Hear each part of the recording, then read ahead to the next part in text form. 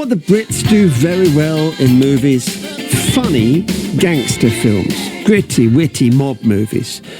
Brighton Rock, Get Carter, Lock, Stock, Sexy Beast, and here's the latest in that fine line, out digitally this week on Apple TV. A Gangster's Life is the directorial debut for Zak Fenning, and starring as a scammer immersed in a dark, dangerous world of crime which is way above his pay grade. Tony Cook, hello both. Hello. Hey, that's it. What an amazing achievement, Zak, to have made your own film. Outstanding. I know, it's such a leap. It changes from where I've come from doing cinematography and everyone else's feature films. Now I'm doing my own one with Tony. It's a big leap, and I'm so happy it's happened. So what's the process then? How long from the idea, the germ of an idea, to planning, to it being released? Oh, I'd say it was probably close to 2 years. 2 years ago, we met up and we talked to our writer, Roy Rivett, and he had this brilliant idea. It's a really funny script. And from there, we started the funding process, and then we made sure it happened. This is one thing that we're really good at, is making things happen. Because to fund a movie, it's very difficult, isn't it? It is. It's a whole different world from the creative side of it. You've got to dive into this whole financial world and understand it all and get tax breaks for people, all the exciting stuff that you do. Were you across everything? Were you across the casting of it? Well, we had our casting directors, Matt Shepherd and Emma Sylvester. They were phenomenal for us in finding proper talent. But we got to have a hand in that and say, oh, we like this person, we like that person, we'd love to get them. And luckily, we managed to get a great cast. We were happy with everyone. You are so good in it, Tony. You are so good in it. Thank you very much. You are tough, funny, cheeky, menacing, resourceful. There's kind of humanity in a bad lad, isn't there? Thank you. I've got to apologise for all the topless shots in it, though. Let's blame the writer and the director. That's not just me. No, you do look good, chained up in your pants. You do look good. I'm just trying to get a Calvin Klein deal. Who else is in it with you? You got Johnny Weldon. You're very good. You played with him before? Yeah, I've worked with Johnny before. He's always amazing to work with. His improv skills are incredible as well. So we've done a few little comedy bits together, but as someone pointed out to me at the premiere, I thought you'd be about 6'4". I was like, no, Johnny's just smaller than me. I'm not a giant. Who else is there? Now a name we know, Rena Lipper. Who's Rena Lipper? So that's Dua Lipa's sister. So she's breaking into film as well now. And she kind of came in at deep end, really, didn't she, Zach? So we'd just done Grease. And then you had the first interaction with her. Yeah, we'd had a whole load of filming already, and we'd had part of the London side done. So we all knew each other, cast and crew, got on really well. And then Rena comes into this big room with loads of people. And luckily, we're all very supportive and nice. So I think although she came in at the deep end, she got to see nice people and relaxed a bit. So let's do the premise of it, Tony. Ant and Dick, seriously, they make the schoolboy error of scamming a ruthless head of a mob. I'd say that's foolish.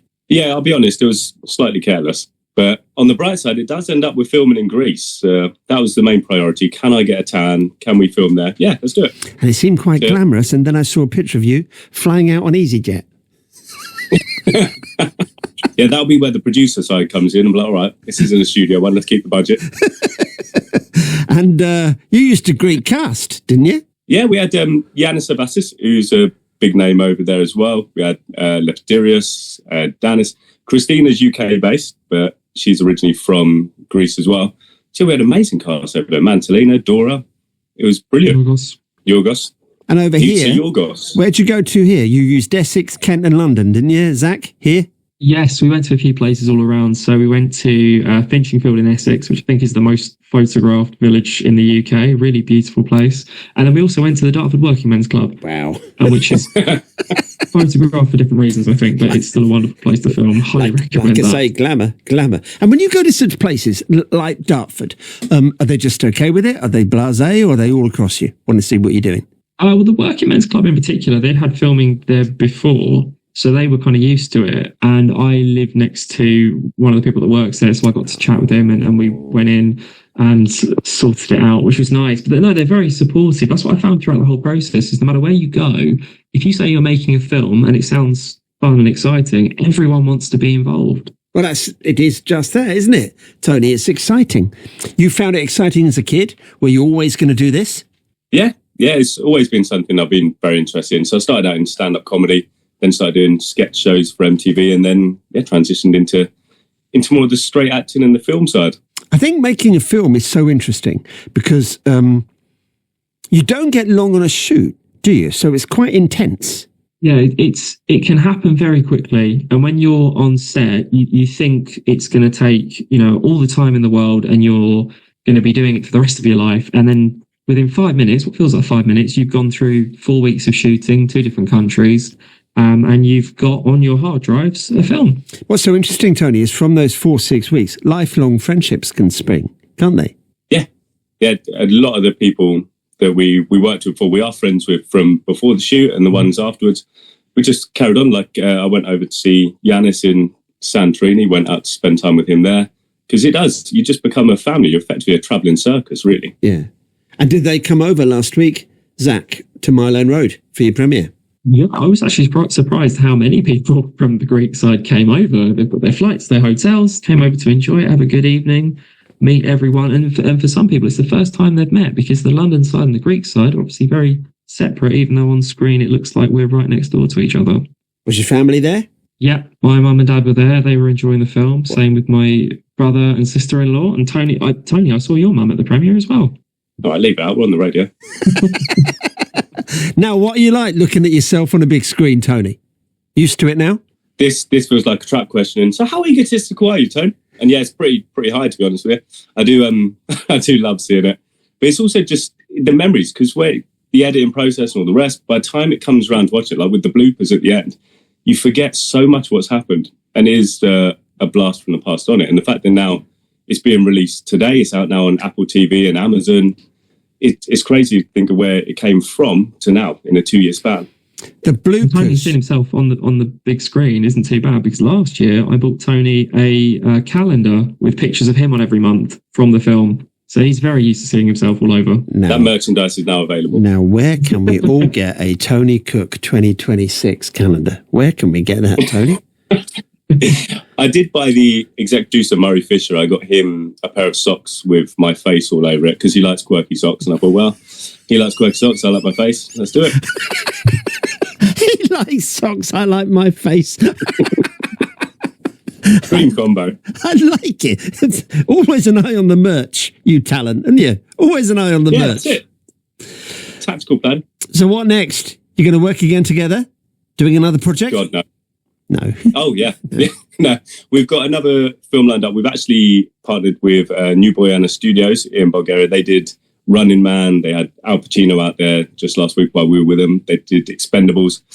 So yeah, we've stepped up to do a studio film next. So that's going to be directing. So from his debut straight to a studio film. It's amazing. It looked like the pictures of Bulgaria. It looked like you were in a castle. Yes. So they have all kinds of different sets over there. One of them being an old Roman set, which was used for the TV show Plebs, which I love. So I was ecstatic walking around going, I've seen this bit, I've seen that bit.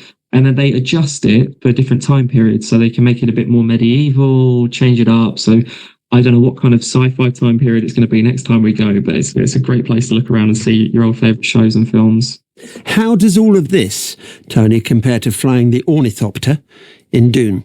It's a bit more comfortable. I didn't have the big helmet on my head, but obviously, Zak, on par with Denis Villeneuve, Oscar-nominated director. So, Bernie, you weren't going to laugh at that. We were doing that deadly serious.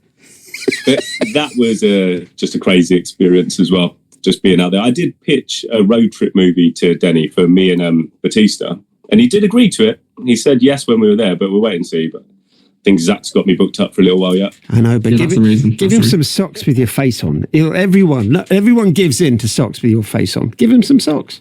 100%. That is my marketing tactic. I was talking to Craig Fairbrass on here the other week, and he was saying that when he did the Sly Stallone movie, he was struck by the sheer enormity of the set and things that they build. That's a mountain to me. They built the mountain on the set. I guess it's the same on Dune, isn't it? Yeah, that was it. So he did Cliffhanger, didn't he, with Stallone? He did. Yeah, because the ornithopter, when I walked in on the set, they'd actually built the whole thing inside the studio, which is incredible. And then outside was it was the same size as 6 football pitches for the sand desert outside. It's just yeah, it's fast. But on the plus side, I got to stay in a villa for our one. Stay in a nice villa in Greece. I'm not knocking the hotel they put me in for June 2. That was incredible.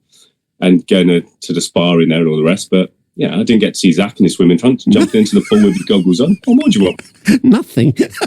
And that pool was cold, wasn't it? It was freezing. So we thought it was going to be a heated pool, and it was kind of the wrong time of year to go over. And one night, Tony had lost one of his earrings. We didn't realise till after we finished filming, and I spotted it at the bottom of the pool. Got these eagle eyes. I saw it. I said, "Don't worry, you guys have had a hard day. You've been acting all the time. It's the dead of night now. Let me go in and get it." That was a mistake. I nearly died. It was freezing. Well, it took you ages to get the earring, and your quote was, because you couldn't get to the bottom to grab it. I know how manly this sounds. I lost my earring in the swimming pool. But Zach, what was your excuse for not being able to get to the bottom to get it? I'm too buoyant. Nothing. Very hard to get to the bottom of the water when it's very cold. I don't know why. I would not have drowned in Titanic. I would have been one of the survivors. You'd have been a floater. You'd have been a floater. Yeah. Oh, that's a quote. I'm taking that. Come on. My director would have been a floater. Come on. Yeah. My director would have been a floater. That is brilliant. You've created something really great. Really great. A Gangster's Life. It was High Hopes. How come it's not High Hopes? That was down to Miracle Media, their marketing team, and rightly so, to be honest with you. The push towards more of the gangster side of it is a brilliant idea by them. So we're very grateful. They kind of steered us and advised us on that. It's a good thing. You'll love it. It's on Apple TV and on Amazon to download now. It's highly recommended because Tony is topless for 4/5 of the film. 4/5 of the film. Thank you very much.